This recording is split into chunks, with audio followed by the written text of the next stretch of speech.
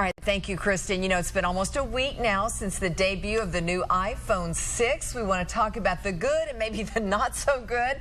We have our tech expert, Victor Agreda, joining us now. Victor, good to see you. First of all, you brought the iPhone 6 with you, not the Plus. Right. Just the 6. Let's first compare. I've got the 5C, and you can see it's a little bit bigger. Not substantially, but enough to make a bit of a difference. Yeah. Do you agree? Yeah. What do you like about it? One thing is typing is a little bit easier because of the bigger screen. Your keyboard's a little bit bigger, so it's a little easier to type. You've got an extra row for your apps as well, and as you can see, it's a little bit thinner, and it weighs about the same.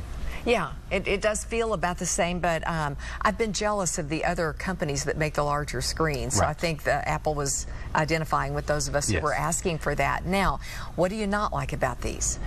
So far, I haven't found anything I don't like too much. Touch ID is something that, of course, if you haven't used that before, that's the fingerprint recognizing. If you haven't used that before, you've got to remember to register all the fingers that you want to use. I was driving in and I forgot that I hadn't registered my right thumb, so I was trying to press it and it said, nope, no way. So you were at a red light when you did this, right? That's right, yeah. And I did drop it on my keyboard today, so it's a little bit, because it's a little bit thinner, for whatever reason, it feels a little different. So, you know, it's rounded corners, it's a little slippery. We don't have cases yet for that either. There are actually quite a few cases for the 6. Are they ready? Yes, they are ready. Yeah, they have some in the Apple Store, and Apple actually makes a line of their own that makes them look like the 5C. They're very brightly colored. Well, I like that you can see the cover because we've got the silver, the gold, and other options to choose from that you really want to show. Space gray. What version do you recommend for those of us who are on the fence? Do we get the 6? Do we graduate to the 6 Plus? What do you think? You know, it's one of the toughest things to decide right now. The 5C, the 5S, it was a little bit more clear. You know, do you want the advanced features or do you want sort of more of a consumer type phone? In this case, it's very much a personal preference. I suggest that people go and actually feel them in their hands, see how big. It's a little hard to tell how big it is and how it feels in your hand. Some people really like that bigger phone. But that 6 Plus is having some issues, as we saw with the bending. What's that all about? Yeah, so the 6 Plus is sort of like a Lamborghini.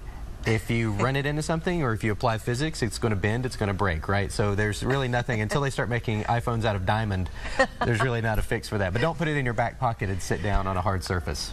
It's the size, isn't it? It's just that weird breaking point that you need to be afraid of. Well, people are used to putting them in their pockets. Yeah, so. yeah, that makes sense. And you've got to get used to that. Okay, the software update, the iOS 8 software update, that's been a nightmare for some people.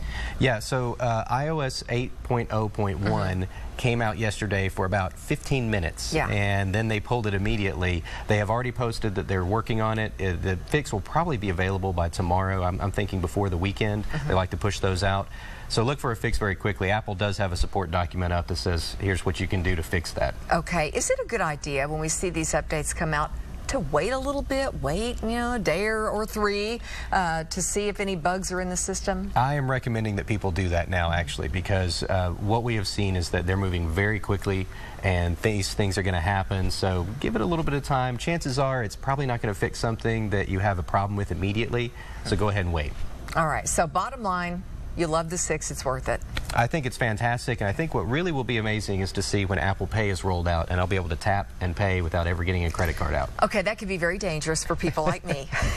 Victor, thank you so much for being with us.